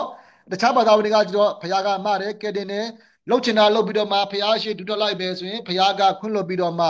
အကုန်ပြောက်သွားတယ်အပြစ်တွေကိုဘုရားကကိုစားခံတယ်လို့ယူဆကြတယ်ပေါ့အဲ့ဒီလိုဘာသာနှစ်ခုဟာကွဲပြားခြားနားကြပါသည်ပေါ့เนาะဒါကတော့ဒီလိုလေးဆင်ခဲ့သည်ရှိတော့မေးလို့ရတာပေါ့ဗျာဖြေလို့ရတာပေါ့ဗျာတကယ်လို့အဲ့လိုပုံပဲနဲ့ဦးဇင်းတို့အဲ့လိုဒီကွဲပြားချက်ကိုမမေးဘဲနဲ့ဘယ်လိုမေးလို့ရမလဲဆိုရင်เนาะဗုဒ္ဓဘာသာရဲ့ယူဆမှုလေးကိုရှင်းပြပါလို့လည်းမေးလို့ရတာပေါ့เนาะအကြိုက်လည်းပဲဖြေလိုက်ပေါ့ဘုရားသားဆိုတာမတယ်ဆိုတာမရှိဘူးကတိနေဆိုတာမရှိဘူးကောင်းတာလို့ရင်ကောင်းကျိုးရမယ်မကောင်းလို့ရင်မကောင်းကျိုးရမယ်ကိုလို့ရင်ကိုခံဒါပဲပေါ့နော်ဒါဒီလိုလေးပဲခွဲပြီးတော့မှလည်းမေးလို့ရတယ်ပေါ့နော်မေးခွန်းကတော့ဘယ်လိုမေးပေါ့ဗျာအဖြေကတော့ကိုနာမေးခွန်းလေးရဲ့ပုံမှာမူတည်ပြီးတော့မှကိုနားလေတဲ့ပုံစံနဲ့ဖြေပေါ့ဒါလည်းပဲဒေါ်မျိုးစင်ကနော်စာကြက်စရာမလိုပါဘူးနော်နားလေအောင်မှတ်ထားဖတ်တတ်တယ်ဆိုရင်အသိဉာဏ်တွေကိုဝင်ပြီးသားဖြစ်မှာပါတချို့ဒါလေးကနားလေပြီးသားအတိတ်ပဲတွေပါနော်ကဲနည်းနည်းလေးအဲနောက်ထပ်9မိနစ်လောက်ပေါ့နော်နည်းနည်းဆက်သွားကြအောင်ဆိုနော်အဲ့တော့တဲ့တချို့လူတွေကဗုဒ္ဓဘာသာနဲ့ပတ်သက်ပြီးတော့မှဘယ်လိုတွေးကြလို့ဆိုရင်တဲ့နော်ဒါလေးကတွေးပုံလေးပေါ့နော်ဗုဒ္ဓဘာသာကကိုးဗုဒ္ဓဘာသာကတဲ့ကိုးတာကိုးကွယ်ရတယ်ဖယားကမလည်းမမဘူးကိုလောက်တာကိုခံရမယ်ဆိုရင်ကိုးကွယ်ရတာအလကားပဲပေါ့မတဲ့ဖယားကိုးကွယ်တဲ့ဖယားနော်မတဲ့ဖယားကိုးကွယ်ရတာပိုမကောင်းဘူးလားလို့အတွေးဝင်လာကြတဲ့နော်တချို့ကတော့တွေးတာပေါ့နော်ဟာဗုဒ္ဓဘာသာဝင်ကြီးဗုဒ္ဓဘာသာကိုးကွယ်ရလည်းပဲသိအစင်မပြေလာပါဘူးကွာနော်ဖငါတို့ကိုးကွယ်တဲ့ဖယားကလည်းပဲမလည်းမမဘူးကဲလည်းမကဲဘူးနော်ကဲလည်းမကဲဘူးအဲ့ဒါဆိုတော့မမတဲ့ဖယားမကဲတဲ့ဖယားကိုးကွယ်ရတာအလကားပဲပေါ့ဘာလို့ကိုးကွယ်တော့မှာလဲနော်မတဲ့ဖယားကဲတဲ့ဖယားကိုးကွယ်တော့မှာပေါ့ဆိုတော့မှအဲ့လိုယူဆပြီးတော့မှနော်ကိုဘာသာပြောင်းသွားကြတဲ့ပုံကိုယ်တွေလည်းပဲဒါရှိတယ်ဆိုတဲ့ပုံစံလေးကိုဆရာကြီးကရှင်းပြတာပေါ့နော်ဒါအဲ့လိုမျိုးပေါ့နော်ကဲ80ဖတ်လိုက်ပါအောင်မယ်အဲ့ဒါနဲ့ပတ်သက်ပြီးတော့မှဘုန်းကြီးကပြောလိုက်တယ်တဲ့နော်အဲ့လိုတွေးပြီးတော့မှအဲ့လိုအမြင်လေးတွေဖြစ်ပြီးတော့မှဘာသာပြောင်းသွားကြတဲ့ ပုဂ္ဂိုလ်တွေရဲ့အပေါ်မှာဆရာတော်ကြီးရဲ့သုံးသပ်ချက်လေးအောက်လေးမှာဆရာတော်ကြီးကရှင်းပြတယ်နော်အေးတဲ့တကယ်ဟုတ်ရင်တော့မတဲ့ဖျားကိုးကွယ်ရတာပိုကောင်းတာပေါ့တဲ့ဆိုတော့ကတော့တကယ်ဟုတ်တယ်ဆိုတော့ဦးဇင်းတို့နော်ဟိုသူတို့ယုံကြည်တယ်လို့သူတို့ရဲ့ဖျားကမတယ်ကဲတယ်ဆိုရင်တော့နော်ကိုးကွယ်ရတာတန်တယ်ပေါ့ဗျာနော်အဲ့ဒါကိုပြောလို့ရတယ်နော်ပိုကောင်းတာပေါ့တဲ့မမဘဲနဲ့မတယ်ထင်ပြီးကိုးကွယ်ရင်တော့ဒါကလူဖြစ်ရှုံးတာပေါ့တဲ့နော်ကိုကမတယ်ကဲတယ်လို့ထင်ပြီးတော့မှကိုးကွယ်တဲ့အခါမှာကိုထင်တယ်လို့မဖြစ်လာရင်ခံရမှာကကိုလီနော်သူများခံရမှာမဟုတ်ဘူးအဲ့ဒါမျိုးကိုဆရာကြီးကသုံးသပ်တာပေါ့နော်ဖယားကမတယ်ထင်ပြီးတော့မှကိုဖယားအားကိုနဲ့လှုပ်ချင်ရလှုပ်အချိန်ကြလို့ confession လုပ်လိုက်လို့ပါဆိုရင်ရှိတဲ့အပြစ်တွေအလုံးပျောက်တယ်ဆိုရင်တိတ်လွယ်တာပေါ့တဲ့သူတို့ပြောတဲ့အတိုင်းတကယ်ဖြစ်သလားမဖြစ်ဘူးလားအလေးအနက်စဉ်းစားဖို့တော့လိုတယ်တဲ့ပြောတဲ့အတိုင်းဖြစ်ရင်တော့အားကိုးစရာအလွန်ကောင်းနေတဲ့မဖြစ်ရင်တော့ကိုကျိုးနဲပါလီရော့ပေါ့နော်ဒါဆရာကြီးကသုံးသပ်ချက်ပေါ့နော်သူတို့ယူဆသလိုအဲ့ဖယားကကိုကဲတယ်မတယ်ဆိုရင်တော့နော်ကိုယ်ွယ်ရတာကောင်းပါတယ်တဲ့ဘာကြောင့်လဲဆိုကိုကဲမှာမှတ်ပါဘူးနော်တကယ်လို့အဲ့လိုမဟုတ်ဘဲနဲ့လားအဲ့ဒီလိုမဟုတ်ဘဲနဲ့နော်မတယ်ထင်ပြီးကိုယ်ွယ်ထင်ပြီးတော့မအောင်လားနော်မကောင်းတာတွေလုပ်တဲ့အခါကြရင်ဆိုရင်မမတဲ့အခါကြရင်ဆိုရင်ခံရမှာကကိုပဲတဲ့ကိုပဲခံရမယ်ဆိုတဲ့အကြောင်းလေးကိုဆရာကြီးကတုံးတက်ပြတာပေါ့နော်ဒါမျိုးစိတ်များနော်နားလည်မယ်ထင်ပါတယ်နော်ဦးစင်းကတော့အဲ့ဒါလေးနဲ့ပတ်သက်ပြီးတော့မှထားလိုက်ပါလေနော်အောက်အဲ့ဒါနဲ့ပတ်သက်ပြီးတော့မှဦးစင်းကကြတော့နော်ဦးစင်းကကြတော့ဒါမို့လေးဟိုလေးလောက်ထားတယ်ပေါ့ဗျာဘယ်လိုလေးမိကုန်းဆင်ပြရတယ်လဲဆိုရင်နော်မကယ်တဲ့ဖယားမမတဲ့ဖယားကိုးကွယ်ရတာဘာအကျိုးရှိမှလဲကယ်တဲ့ဖယားကိုးကွယ်တဲ့ဖယားကိုးကွယ်စိတ်ကပ်မယ်လို့အတွေးရှိတဲ့သူတွေကိုတင်မြည်ကဲ့သို့ရှင်းပြမည်နီးပေါ့နော်ဥမာဆိုစားပါစို့နော်ကိုနာမှာကိုတငယ်ချင်းတယောက်ကလာပြောတယ်ငါတော့ကွာနော်ဗုဒ္ဓဘာသာကိုးကွယ်ရတာအစမပြေပါဘူးဖခင်ကမလည်းမဘူးကဲလည်းမကဲဘူးအဲ့ဒါဆိုတော့ငါတော့ကဲတဲ့ဖခင်မတဲ့ဖခင်ကိုးကွယ်တော့မယ်တကယ်ချင်းဆိုမှအဲ့ဒါမျိုးကိုလာပြီးတော့မှပြောပြနေတဲ့ပုဂ္ဂိုလ်တယောက်ကိုသင်မိခဲ့သို့ရှင်းပြမည်နီးတဲ့เนาะဒါလေးကဦးစင်းကမေကိုစတာပေါ့เนาะအဲ့ဒါမျိုးဆိုတော့ဆရာကြီးရဲ့သုံးသပ်ချက်တန်းလေးပေါ့เนาะဒါသူမေဒိုလေးရှင်းပြပေါ့เนาะအဲ့လိုဒါပုံစံလေးပေါ့เนาะဟုတ်ပြီမင်းတို့ထင်တယ်လို့ဖယားမင်းတို့ကိုးကွယ်တဲ့ဖယားကမောမမယ်ကဲမယ်နော်ဒီကဲတင်မယ်ဆိုရင်တော့ကိုးကွယ်ရတာကောင်းတယ်ပေါ့နော်တကယ်လို့မြန်ကိုယူဆတဲ့အတိုင်းနော်မကိုးကွယ်ဟာဒီမမဘူးမကဲဘူးနော်အဲ့ဒါမျိုးဆိုရင်တော့ကိုပဲအပြစ်ခံရမယ်ဆိုတဲ့ပုံစံလေးပေါ့နော်ဒါဒီမှာရှိတဲ့ပုံစံလေးတိုင်းကိုကဒီမေခဲ့သည်ရှိတော့နားလေတဲ့ပုံစံလေးနဲ့ရှင်းပြပေါ့နော်ဒါပေမဲ့ဦးစစ်ထင်ပါတယ်လောက်ကြည့်တော့မမေးတော့ပါဘူးထင်ပါတယ်เนาะအဲ့လိုလေးဟိုမှတ်ထားခဲ့ပေါ့เนาะကဲအောက်ကလေးဦးဇင်းတို့နည်းနည်းလေးအောက်ကလေးလက်ဆက်တက်လိုက်ပါဦးမယ်เนาะအောက်ကလေးเนาะဆရာကြီးကဥပမာလေးအများနားလေတဲ့ဥမာလေးနဲ့တခုဆရာကြီးကတွေးလို့ရအောင်ရှင်းပြသေးတယ်ဘုန်းကြီးဥမာတခုပြောပြမယ်တဲ့လူတဦးပြစ်မှုတစ်ခုကျူးလွန်မိတယ်ဆိုသပါစို့ကျူးလွန်မိတဲ့အခါဥပဒေအရအရေးယူခံရတယ်အဲ့လိုအရေးယူခံရတဲ့အခါမှာဖျားထံသွားပြီးတော့မှဒီအပြစ်ကလွတ်ပါလို့ဝန်ခံလိုက်လို့ပါဆိုရင်ဖျားကလည်းလက်ခံပြီးတော့မှအပြစ်တွေကနေလက်တွေ့မှာအပြစ်တွေကလွတ်သွားတာရှိသလားဆိုတာကိုစဉ်းစားရမယ်တဲ့နော်ဥပမာဆိုလောကမှာပေါ့ဗျာလောကမှာအကြောင်းတစ်ခုခုကြောင့်သူများပစ္စည်းခိုးတာเนาะတစ်ခုခုရိုက်တက်တာဆိုပြီးပဲเนาะအဲ့ဒါမျိုးအပြစ်တစ်ခုခုကျူးလွန်မိလို့လောကဥပဒေအရာเนาะအပြစ်ရှိလို့ထင်ရှားတဲ့အခါမှာထောင်ဒဏ်စသည်ပဲเนาะအဲ့ဒါမျိုးတွေเนาะပြစ်ဒဏ်တွေကြခံရတဲ့အခါမှာတဲ့เนาะသူတို့ရဲ့ဒီပြစ်တွေကနေလွတ်အောင်ဆိုပြီးတော့မှသူတို့ရဲ့ဆိုင်ရာဖျားတွေကိုတွားပြီးတော့မှ ဒုထောက်တောင်းမှန်ယုံနဲ့အဲ့လောကဥပဒေကအပြစ်ကလွတ်သလားမလွတ်ဘူးလားဆိုတာကိုစဉ်းစားကြည့်တဲ့เนาะဒါကတော့ဖြစ်နိုင်မဖြစ်နိုင်ကိုဒါဆရာကြီးကစဉ်းစားခိုင်းတာပေါ့เนาะအဲ့ဒါเนาะရှင်းစဖလိုက်ကြအောင်စို့เนาะဒီလိုလက်တွေ့အားဖြင့်မရနိုင်တာကိုရနိုင်တယ်ထင်ပြီးဒါလေးကတော့ဆိုမယ်နော်အလန်တာခဲ့နော်အလန်တာခဲ့မယ်လက်တွေ့အားဖြင့်မရနိုင်တာကိုရတယ်ထင်ပြီးပြစ်မှုကျူးလွန်ရင်အဲ့ဒီပုဂ္ဂိုလ်အကျိုးမနှဲပေဘူးလားတဲ့အေးလှုပ်ချင်တာလှုပ်မယ်တရားယုံကြတော့ငါဖြောင့်ချက်ပေးလိုက်မယ်ဖြောင့်ချက်ပေးလိုက်တဲ့နဲ့တပြိုင်နဲ့ပြစ်မှုတွေအားလုံးကွင်းလုံးကျွတ်လွတ်စေဆိုတာမျိုးရနိုင်သလားတဲ့လူလုတ်တဲ့ဥပဒေမှာတော့မှမရနိုင်ဘူးဆိုရင်တဘာဝတရားရဲ့ဥပဒေမှာဘယ်လိုလုတ်ရနိုင်လဲတဲ့နော်ဆိုတော့ဗတဲ့ပြစ်ဒဏ်ကျွလွန်တဲ့အခါမှာကြရင်ဆိုရင်နော်ဝန်ခံတောင်းပန်ခြင်းဖြင့်အဲ့ဒီအပြစ်ကနေပြီးတော့မှလွတ်ဖို့ဆိုတာလောကဥပဒေတောင်မှမရပါဘူးဆိုရင်နော်တဘာဝကပေးတဲ့အကုသိုလ်ပြစ်ဒဏ်ဆိုတာဒါမျိုးဆိုပါနော်တစုံတစ်ယောက်ကပေးတာမဟုတ်ဘူးတဘာဝကပေးတဲ့ပြစ်ဒဏ်နော်တော်ကပေးတာမဟုတ်ဖခင်ကလည်းပဲမကောင်းမှုလို့အပြစ်ပေးတာလည်းမဟုတ်ဘူးနော်တဘာဝကကူမှသူ့ရဲ့တဘာဝကူမှပြစ်ဒဏ်ပေးတာမကောင်းမှုဆိုတာအဲ့ဒါမျိုးပေါ့နော်အဲ့ဒါမျိုးကိုကွင်းလုံးကျွတ်မလွတ်နိုင်ဘူးဆိုတာနော်တဘာဝဒီလောကဥပဒေလည်းမဖြစ်နိုင်သလိုတဘာဝဥပဒေလည်းမဖြစ်နိုင်ဘူးတဲ့နော်အဲ့ဒါမျိုးလေးပြောတာဒါလေးကိုကြည့်ပြီးရဲ့စာမျက်နှာ6ကဟာလေးတွေရဲ့ကိုကြည့်ပြီးတော့မှဆရာတော်ကြီးကမေးခွန်းလေးတစ်ပုဒ်စာမေးဘူးတယ်နော်ဦးဇင်းတို့ဘယ်နှစ်ကမေးတယ်လဲဆိုရင်ဦးဇင်းနော်မျိုးဦးဇင်းပြပြမယ်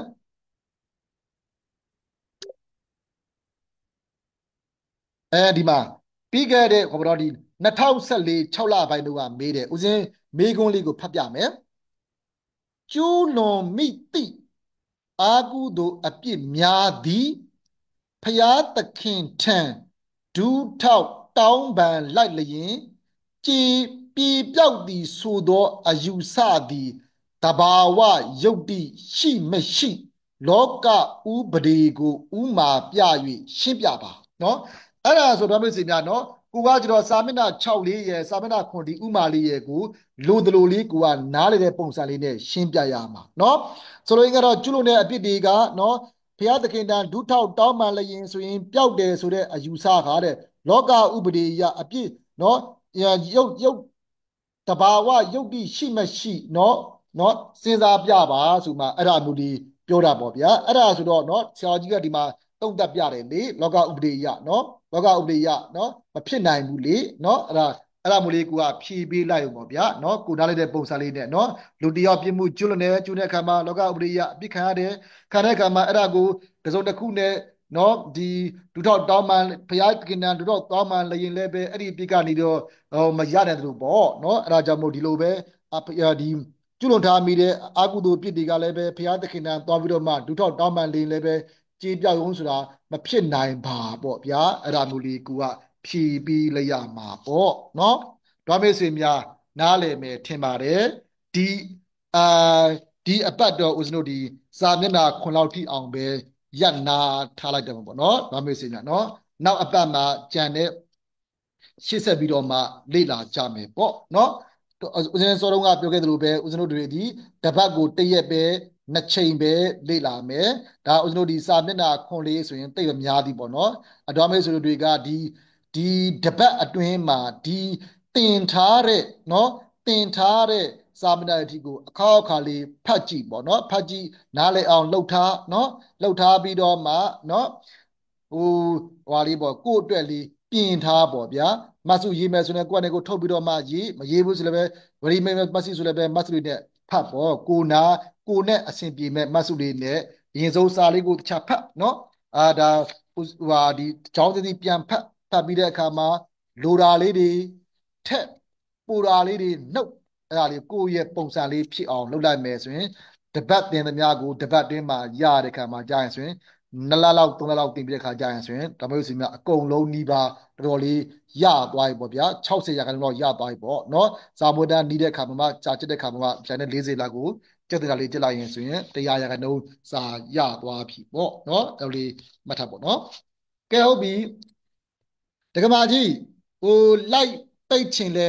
ပိ ပိတ်တော့ပေါ့နော်ဦးစင်းတော့ဒီ10မိနစ်လောက်ဒေါ်မေဆိုတူမေးရလေးကိုဦးစင်းဖြေရင်ပေါ့နော်ဒီမှာဗျာတွေးတော့ပေးလိုက်ပါမယ်ဟုတ်ကဲ့ဓမ္မကြီးဟုတ်ကဲ့နော်ဟုတ်ကဲ့ပါငါကြည့်ဒီမှာဓမ္မကြီးနော်ရပါတယ်ဗျာကဲဒေါ်မေဆွေများနော်စာမိုးဘဲနဲ့ပတ်သက်တော်၎င်းနော်ကိုသိကျင်တာလေးတွေရှိရင်ဆိုရင်မေးလို့ရတယ်ပေါ့နော်မိုက်လေးတွေကိုဖွင့်ပြီးတော့မှမေးကြပေါ့နော်ဒီဦးစင်းနည်းနည်းလေးဖြည့်ပေးပေါ့နော်တကယ်လို့ဟိုအချိန်မရှိဘူးမေးစရာမရှိဘူးဆိုလည်းပဲဦးဇင်းတို့ဆင်းသွားရင်လည်းပဲရပါတယ်เนาะကဲမေးစီနဲ့ပေါ့ပြလားဖျားပြီးတော့မှဆောက်ဟုတ်ကဲ့ရှင်ဖျားအိုးစာအုပ်မရှိသေးဘူးရှင်ဖျားစာအုပ်ကိုဘယ်နဲ့ဝယ်ရပါမလဲရှင်ဖျားစာအုပ်ကဘလို့စာအုပ်တို့မတ်စုပြောလားဒါမှမဟုတ်လဲပြဋ္ဌာန်းစာအုပ်ပြောလားပြဋ္ဌာန်းစာအုပ်မှတ်ဆိုလို့ဒီမှာရှင်ဖျားဒီမှာကြီးကဘယ်မှာနေရတော့မန်းလေးမှနေတာပါရှင်ဖျားမန်းလေးမှာဆိုရင်တော့ဒီပြဋ္ဌာန်းစာကြီးရဲ့ပြဋ္ဌာန်းစာအုပ်ကတော့ဒီနဂါးစာပေတို့သို့မဟုတ်ဒီဖျားကြီးမှာရှိတဲ့ပိဋကစာအုပ်ဆိုင်တွေမှာရောက်တယ်ပေါ့နော်ရောက်တယ်ပေါ့နော်ဟိုမတ်စုတွေဆိုရင်တော့ဒီမတ်စုတွေဆိုရင်တော့ဆိုင်ရာနေပြီးတော့မှဝယ်ရမှာပေါ့နော်ဆိုင်ရာရောင်းတဲ့စီပေါ့နော်ဦးစင်းရဲ့မတ်စုဒီမတ်စုပဲဖြစ်ဖြစ်အမေဖြစ်ပဲလိုချင်တယ်ဆိုရင်တော့ဒီယူလိုက်တို့မိုးပြပြကြိုတို့ကနေပြီးတော့မှရနိုင်တယ်ပေါ့နော်အဲ့ဒီမှာတွေတော့ရတယ်ပေါ့နော်ဒီမှာယူလိုက်ဆိုတာစာအုပ်ကျန်တဲ့ဒီပုံကိုယ်တွေရဲ့ဟိုဟာဒီမတ်စုတွေမေးဖြေတွေကြတော့သူတို့ဆိုင်ရာအတော်များအဲ့ဆောက်ဆိုင်မှာကုန်ရပါတယ်เนาะအဲ့ယူလိုက်တို့မိုးပြပြကြော်တို့စသဖြင့်เนาะအဲ့စာအုပ်ဆိုင်တွေကဒီတော်တော်များမတ်စုရေးတဲ့ပုံကိုယ်တွေရဲ့စာအုပ်တွေမှန်သမျှအကုန်လုံးရပါတယ်အဲ့ဒီကသူတို့ delivery နဲ့ပို့ပေးတယ်ပေါ့เนาะအဲ့ဒါကိုအသုံးပြုမဲ့မတ်စုကိုပြောပြီးတော့မှဝယ်လိုက်ရင်ဆိုရင်ရပါတယ်เนาะဒီမှာဖျားကျေးဇူးတင်ပါတယ်ဖျားဘာမေးလို့လည်းမသိဘူးတခြားယူလိုက်တော့ကတော့ဘုံဘုံမှားလို့သင်ရောပြရတာမသိဖုန်းနံပါတ်လေးပါဖုန်းနံပါတ်လေးဖုန်းနံပါတ်လေးတစ်ချက်လောက်မှတ်ထားပေါ့နော်အဲဒီအဲ့စာအုပ်ဆိုင်ပေါ့နော်ဒီမှာဗျာယူလိုက်စာအုပ်ဆိုင်နာမည်ဖုန်းနံပါတ်က4556 4556ခွန်3လုံးခွန်ပြီးတော့မှ8အလုံးပေါ့နော်4556ခွန်3လုံး4556ခွန်8နောက်တစ်လုံးကကျတော့အဲ့ဒီနောက်ဆုံးအလုံးမှာ8နေရာမှာ8989တဲ့ဗျာဟုတ်အဲ့ဒါကယူလိုက်စာအုပ်ကပေါ့ယူလိုက်ဗျာမိုးပြပြကြော်ဖုန်းနံပါတ်လေးမှတ်ထားပါတော့တစ်ခုပေါ့နော်မိုးပြပြတင်ပါဗျာဟုတ်ကဲ့ဒီ2539 8388အဲ့ဒီစာအုပ်တိုက်တွေမှာဆိုင်ရာရေးတဲ့ပုံကိုယ်တွေရဲ့မတ်စုတွေအဓိကအဲ့ဆိုင်ရာတင်ကြတယ်ပေါ့နော်တခြားဆိုင်လည်းပဲဟိုရှိပါတယ်เนาะတခြားနာမရှင်းတာလည်းကောင်းတခြားဒီလေ့လာပုတ်တဲ့ပတ်သက်တာလည်းကောင်းမေးစရာရှိရင်မေးလို့ရပါတယ်เนาะရှင်းပါတယ်ဗျာရှင်းပြပြောပါဟုတ်ဟိုအရှင်းပြတင်ပြီးသွားတဲ့ဟိုဒီစာတွေကိုကျတော့ဘယ်မှာပြန်လေ့လာလို့ရတယ်ဗျာဦးစင်းတို့ဒီတင်ကြားပို့ချတဲ့ဒီဗီဒီယိုမှတ်တမ်းတွေကိုဦးစင်းတို့ဒီTelegram group ထဲမှာတခုလောက်ထားပြီးတော့မှအဲ့ထဲမှာဦးစင်းတို့ကထည့်ထားမှာနော်ထည့်ထားပြီးတော့မှကိုအစဉ်ပြေတဲ့ထက်ကနာကျင်တယ်ဆိုလည်းပဲရတယ်ဒါမှမဟုတ်ကိုကစာသင်မဲ့ရက်မှာအကြောင်းတစ်ခုကြောင့်မလိုက်နိုင်ဘူးဆိုရင်အဲ့ထဲမှာအမီသွားနာရတယ်နောက်တစ်ခုကကျွန်တော်တို့ဒီဓမ္မ download ပေါ့နော်ဓမ္မ download page ကလည်းပဲ ဒီအင်္ဂလိပ်လိုပေါ့နော် DHAMMA ဓမ္မ DOWR WM ပေါ့နော် LOAD ပေါ့နော်ဓမ္မ download page မှာလည်းပဲသူကလိုက်လွှင့်ပေးတယ်ပေါ့နော်ဒီအဲ့မှာလည်းပဲအချိန်မီသွားနားထောင်လို့ရတယ်ပေါ့နော်နောက်တစ်ခုကကျော် ဗျာတင်ပါ ဒေါ်မိတ်ဆွေတို့တွေကပေါ့နော်ဒီဦးစင်းရဲ့စာအုပ်ကိုဒီဦးစင်းရဲ့မတ်စုစာအုပ်အမေးဖြေစာအုပ်ကိုလေ့လာခြင်းနဲ့ကိုနဲ့အစဉ်ပြေမယ်ဆိုအစဉ်ပြေမပြေသိခြင်းလို့စာအုပ်မဝယ်ခင်ပေါ့ဗျာစာအုပ်မဝယ်ခင်ကိုနဲ့အစဉ်ပြေကြိုက်မကြိုက်လေ့လာခြင်းနဲ့ဆိုရင်လည်းဦးစင်းရဲ့ Viber ကိုလာခဲ့ပါဦးစင်း PDF ဖိုင်ပို့ပေးမယ်အဲ့ဒါမှမဟုတ်ဆိုရင် PDF ဖိုင်ကိုယူပြီးတော့မှအဲ့ဒါကိုဖွင့်ကြည့်တော့လေ့လာကြည့်ပေါ့ဗျာလေ့လာကြည့်ကကြဟာငါဒီဟာနဲ့ဒီမတ်စုဒီအမေးဖြေနဲ့ငါလေ့လာလို့အစဉ်ပြေတယ်ဆိုရင်တော့လမ်းမာခြင်းမာပေါ့မပြေဘူးဆိုရင်တခြားပုဂ္ဂိုလ်ရဲ့ကိုကြိုက်တဲ့ပုဂ္ဂိုလ်ရဲ့ဟာကိုလည်းမာလို့ရတယ်ပေါ့နော်ဂရုတဲ့ဝင်ထားတဲ့ပုဂ္ဂိုလ်တွေတိုင်းတော့အဲ့ဒီဟာရှိပြီးသားပေါ့နော်ဦးစင်းကဂရုတဲ့ကိုပို့ထားပြီးသားအဲ့ PDF ဖိုင်မတ်စုတွေကိုအဲ့ဒါကကျတော့ဦးစင်းအကြံပြုနာကဦးစင်းတို့ရဲ့ Viber group ဖြစ်ဖြစ် Telegram group ဖြစ်ဖြစ်ဝင်ထားဖို့နော်အကြံပြုနေတယ်ပေါ့နော်ဘာကြောင့်မလဲဆိုရင်ဦးစင်းက level 1နဲ့ပတ်သက်တဲ့တင်ကြားမှုတွေမတ်စုတွေအဲ့ဒါများအဲ့ဒီကကုန်တင်ပေးမှာဦးစင်းကနော်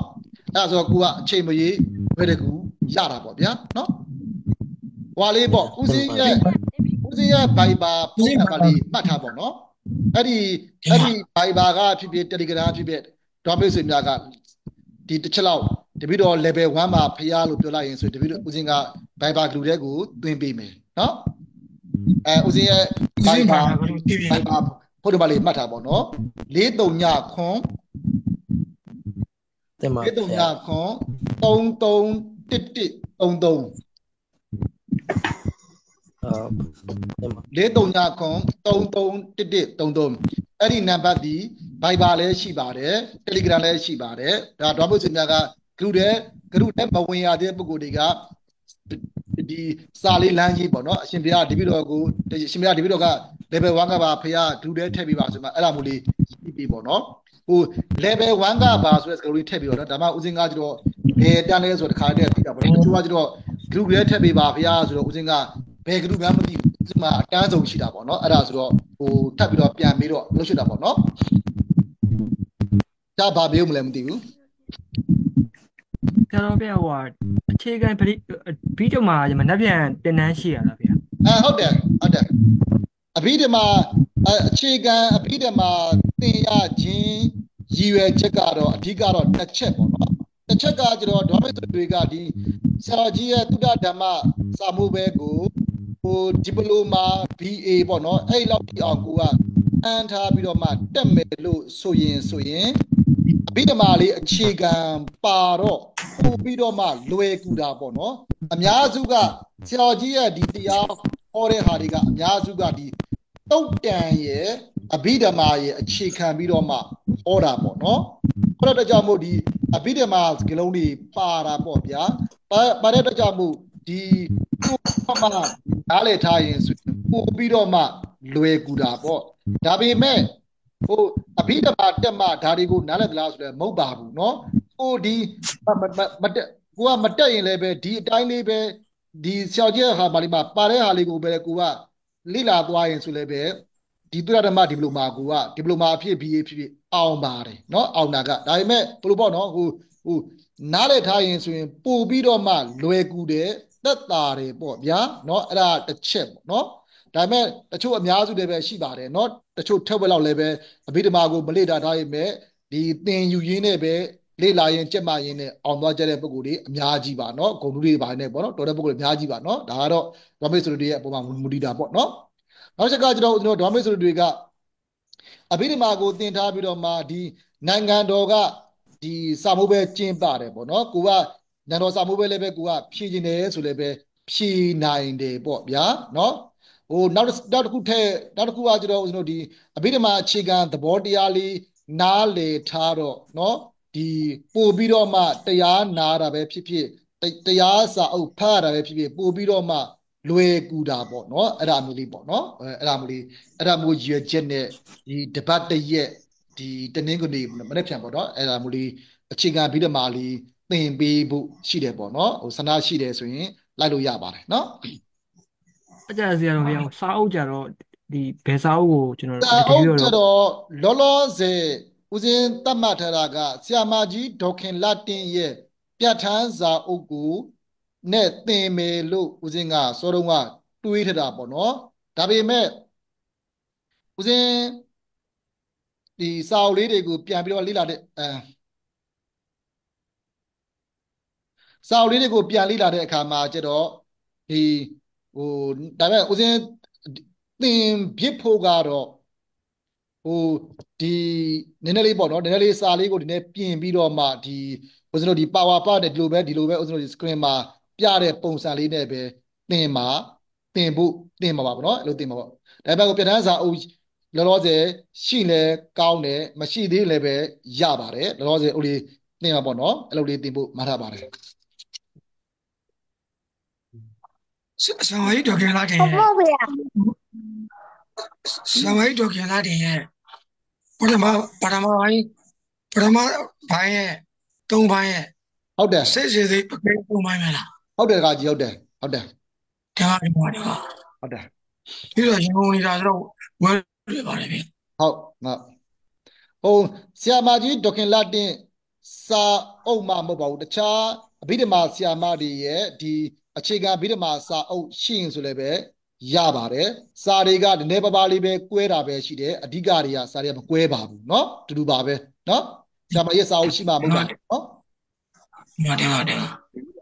ကဲမေးပါဦး ဓမ္မပြုဟာ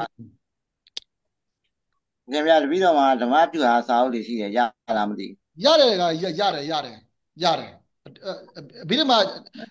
ဓာတွေပဲတခါကြီးဟာနည်းနည်းပါစုံလေးနည်းနည်းပါးတယောက်ကွဲတာပဲရှိတာပဲလीတူတူပဲ ဘူးဗျာဟိုတော်ခင် ဟု လား တ် တင် ဟုတ်တယ် ဟုတ်ဇမိုက်ဒုက္ခလာတရားစာအုပ်ပေါ့နော် ဟိုဓမ္မပြုဟာထုတ်တဲ့စာအုပ် ဟုတ်တယ်ဓမ္မပြာထုတ်တာပေါ့နော် ဟုတ်တယ်ပါဗျာရရောဗျာအဲ့ဒါရပါဗျာလက်ပြမင်း9နာရီလားဗျာ ချိန်နဲ့ဖေရ ဒီချိန်တိုင်းပေါ့နော်9နာရီခွဲနေဦးဇင်းတို့ဒီ9နာရီပေါ့နော်9နာရီကျော်ပေါ့ဗျာဒီ တင်ပါ ဦးဇင်းတို့အစီအမံတို့နားထောင်ပေါ့နော်တော့မစီပြဦးဇင်းတို့ဦးဇင်းမေ့နေပေါ့နော်9နာရီလည်းခွဲပြီဆိုတော့ဦးဇင်းအတန်တန်ရှိတယ်ဆိုတော့ဦးဇင်းမေ့နေတာနော်အဲ့ဒါကိုဦးဇင်းအဲ့ဆိုတော့ဒါကိုဦးဇင်းပိတ်တော့ပေါ့နော်တော့မစီများကဲအဲ့ဒါဆိုတော့တော့မစီများဦးဇင်းတို့နောက်အပတ်မှတွေ့ကြတာပေါ့နော်ဒီအပတ်လေးမှာစာမျက်နှာသင်ထားတဲ့ခါလေးကိုခေါက်ခါဖတ်ပြီးတော့မှနားလေအောင်လုပ်ထားမယ်ဆိုရင်เนาะဒီလွယ်ကူလေးနဲ့เนาะကြော်ဖြတ်နိုင်မှာပါเนาะရာကြီးမခက်ပါဘူးเนาะဟုတ်ပြီအဲ့ဒါဆိုတော့เนาะဓမ္မမိတ်ဆွေများကဲအဲ့ဒါဆိုတော့ဦးဇင်းတို့ဒီနေ့အားလေးကိုဗုဒ္ဓသာသနာစိတံတထု3ချိန်ရွတ်ဆိုပြီးတော့မှသင်္ဍာလေးပိတ်သိကြအောင်ပေါ့เนาะဗုဒ္ဓ ဗုဒ္ဓသာသနာ သမ္မာ တိတ်တူ သမ္မာ တာတာသနံဣရံဒိဋ္ဌတာသနံစီရံဒိဋ္ဌထု